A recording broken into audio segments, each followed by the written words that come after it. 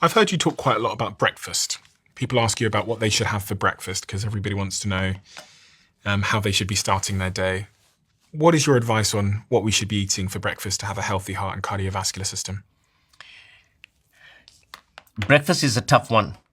I tell most of my patients that if you absolutely have to have a breakfast, have a couple of eggs. And if you are a vegetarian, it makes it a little bit more tough.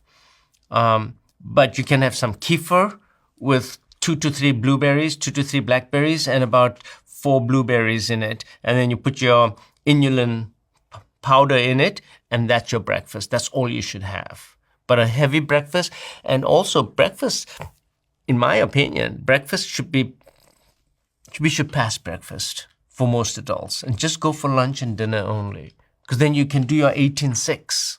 If you're absolutely going to have breakfast, then you have breakfast and lunch and then no dinner. But you got to plan 18 hours. 18 hours is optimal and we can do it. A lot of people say they can't do it, but most of us can do it. You will notice how much more energy you have. You know, when I do my OMAD, which I do at least 3 to 4 times a week, which I only have 1 meal a day, at 6 o'clock in the evening, I actually have more energy than I do in the morning. What does your look like, doctor? Yeah. I do eat meat, and I do eat fish, chicken, and turkey. But I'll have, sauce it right. Always make sure that it's grass finished. Always make sure it's organic. And I'll have small amounts of it. Grass finished, grass fed? Grass finished. What does that mean? Grass fed just means they took it out one day and put it out in the field. And they fed it some grass. So this advertising that industry does is a little deceiving. And I had to investigate this to find out. It's a lie. It has to be grass finished from beginning to end. So then it's going to have more omega-3 in it, it'll have more K2 in it, it'll have more nutrition in it, and it'll have less toxins also in it. So less omega-6. Because if your cows are eating corn, then you're going to get all that omega-6. And the cow is not supposed to be eating corn. Cow is supposed to be eating grass.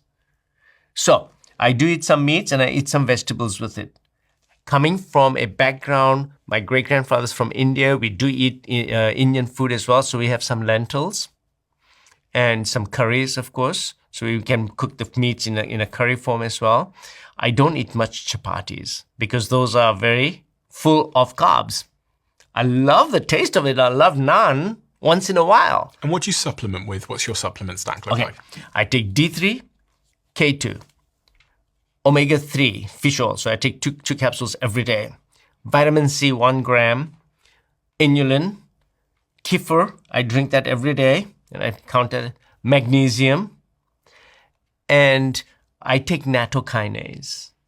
Nattokinase, I take about 8,000 units a day. What it is that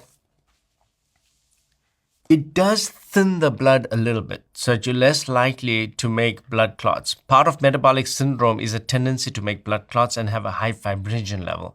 My fibrinogen level was at the upper limits of normal, so I just take nattokinase. It doesn't cause any bleeding or any problems like that. And then I also take a probiotic. And it's basically is called Megaspores Probiotic. So it's spores. There's no real bacteria in there. It's all spores. What's a spore? A bacteria can survive by sporulating. So it becomes a spore. So it's no longer a bacteria, it's a spore, but it'll germinate under the right circumstances. So these little things, they are the spores of the bacteria that are in soil. So soil has certain species of bacteria, the Bacillus species. The spores I consume, they go in my gut because remember, if I take a probiotic, the acidity in my stomach is going to kill most of the bacteria. So what does the spore do? Sorry. So the spore passes through the stomach, goes all the way down to your intestines, and then it germinates there, it grows there. So now the spore becomes a bacteria. Okay. So it gets past that acidity of your stomach. So I do take that as a supplement as well.